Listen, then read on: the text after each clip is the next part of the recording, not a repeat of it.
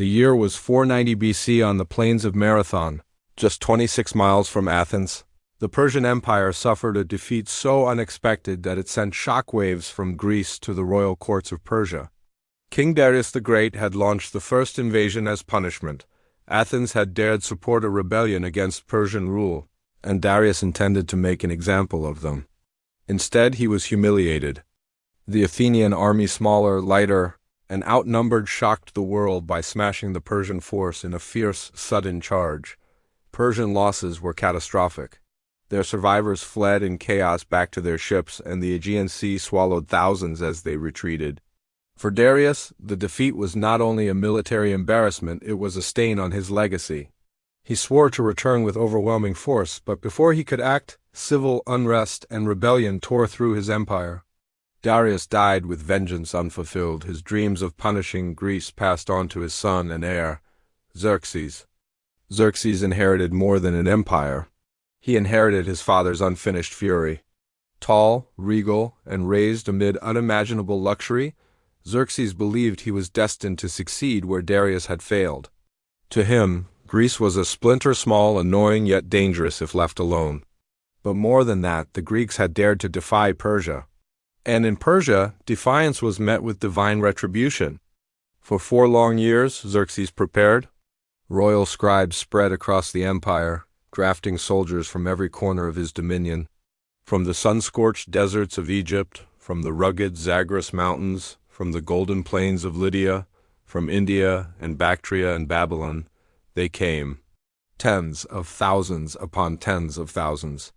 A mosaic of peoples, cultures, weapons, and tongues. Herodotus, father of history and lover of exaggeration, claimed the numbers were in the millions.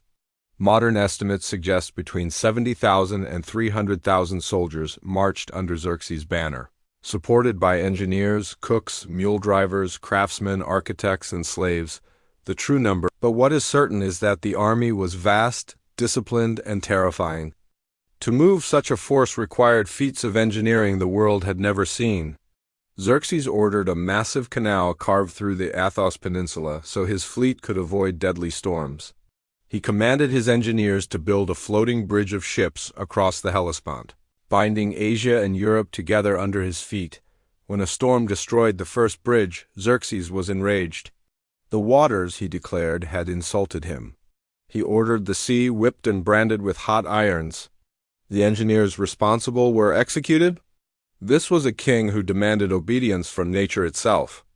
As word of Xerxes' preparations spread, fear washed over Greece like a cold tide. The Greek world was not a nation far from it. It was a mosaic of fiercely independent city-states, often hostile to one another, divided by culture, alliances, and ambition. Some states looked at Persia's massive power and bowed their heads. Others hesitated, but a few chose defiance. Athens, fiery, intellectual, democratic, called for resistance.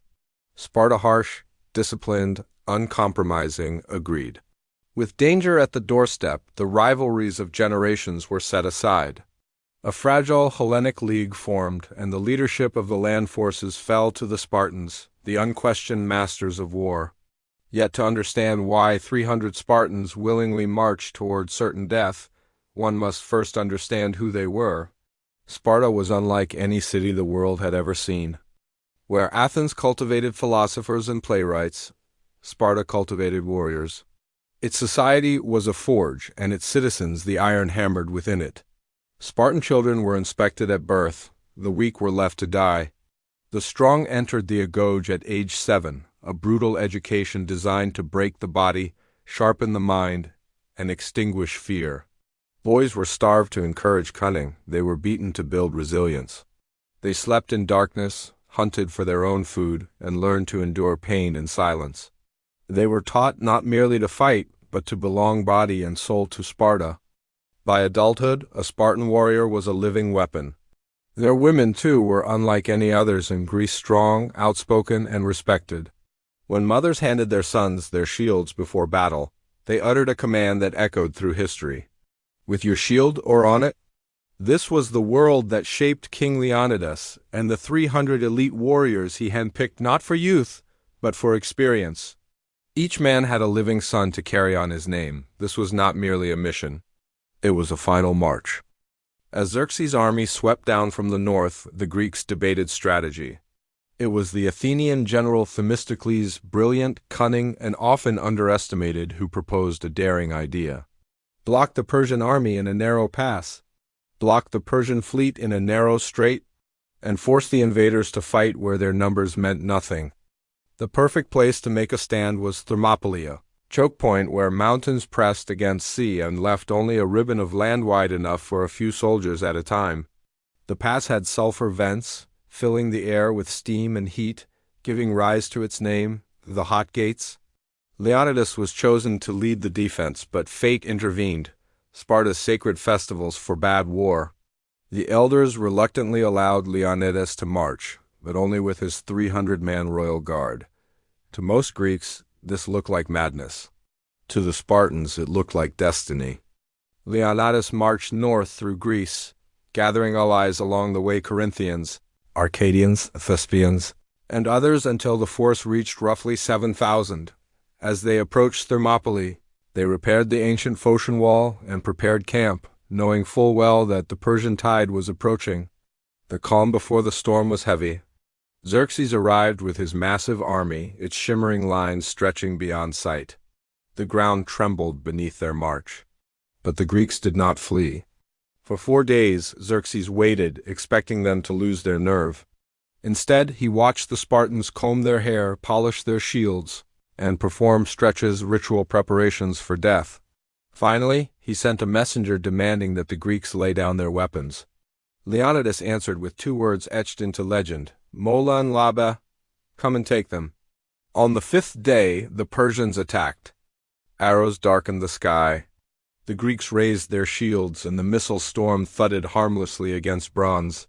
Then Xerxes sent forward 10,000 infantry, confident they would overwhelm the defenders by sheer weight of numbers. But the pass was so narrow that only a small line of Persians could engage at once. This was the Spartans' ideal battlefield. Locked shoulder to shoulder in the phalanx, their shields overlapped into a single barrier of bronze and ash wood. When the Persians reached them, they collided not with men, but with a wall. Spears thrust in unison, shields shoved. The rhythm of the phalanx machine moved forward, then back, then forward again. Persian spears splintered, wicker shields cracked. Bodies piled high. The Greeks rotated fresh troops in, while the Persians fought until exhaustion broke them. Xerxes watched, stunned and outraged, as his men were butchered. That night he sent in his elite warriors, the Immortals. Even they failed. The Spartans used a feigned retreat, a dangerous maneuver requiring perfect discipline to draw them in, then turned and slaughtered them. The narrow pass robbed the Immortals of their advantage in numbers and maneuverability. Herodotus claimed Xerxes leapt from his throne in fury 3 times as he watched his best troops fall. The second day mirrored the first waves of Persians thrown into the crushing jaws of the phalanx, only to be broken. Then everything changed. A local Greek trader named Ephialtes approached Xerxes with a secret, a hidden mountain path that bypassed the main pass. The Greeks had posted Phocian guards there, but they were overwhelmed or bypassed during the night. At dawn, word reached Leonidas. They were surrounded. Leonidas summoned the Greek commanders. Most understood the truth. The stand at Thermopylae had already achieved its purpose. Xerxes had been delayed long enough for Greece to prepare its defenses. Leonidas ordered the allies to retreat, but he and his 300 Spartans would stay. So too did 700 Thespians, who refused to abandon the battle, and 400 Thebans, who may have surrendered once the final assault began. For the Spartans and Thespians there would be no surrender. Before the last day's fighting, Leonidas turned to his men and said, "Eat well, for tonight we dine in Hades." When the Persians attacked, the Greeks did not wait behind their wall. They surged forward, fighting like men who had already accepted death. Spears broke, swords shattered. They fought with daggers, rocks, and bare hands. Leonidas fell. A brutal struggle followed as the Spartans fought to retrieve his body, a sacred duty. They succeeded, but at great cost. Retreating to a small hill, the final defenders formed a circle of shields. Persian archers stepped forward, loosed volley after volley, and the sky once again filled with arrows. This time, there was no shade-only death. Thermopylae was technically a Persian victory. The pass was open. The road to Athens lay exposed. The city was burned. Xerxes, furious at the resistance, ordered Leonidas' body mutilated, a shocking desecration in Greek eyes. Yet the sacrifice of the 300 had bought Greece the most valuable resource of all: time. Time for Themistocles to lure the Persian navy into the narrow straits of Salamis, where it was destroyed. Time for the Greek army to regroup, unite, and defeat the Persians decisively at Plataea a year later. Time for an idea freedom to survive. Thermopylae became a story not of defeat, but of defiance. A monument was erected at the site bearing an epitaph that resonates to this day: "Go tell the Spartans, stranger passing by, that here, obedient to their laws, we lie." For over 2,000 years, the stand of Leonidas and his 300 has inspired soldiers, leaders, artists, and ordinary people alike. Their story lives not because they won, but because they refused to bow. Thermopylae reminds us that courage is not the absence of fear, but the triumph over it. That freedom often survives not by overwhelming force, but by the will of a few who choose to stand when all others would flee. The hot gates were not the end. They were the beginning, the spark that safeguarded a culture whose ideas of democracy, debate, and individual liberty would influence the Western world for generations.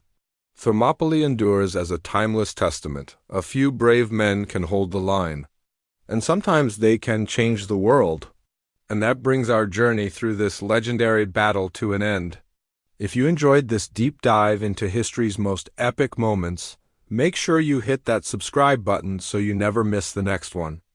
Now, I want to hear from you. Which battle should we explore next? Drop your suggestions in the comments below, and you might see your idea featured in an upcoming video. Until next time, stay curious, stay courageous, and keep the flame of history burning bright.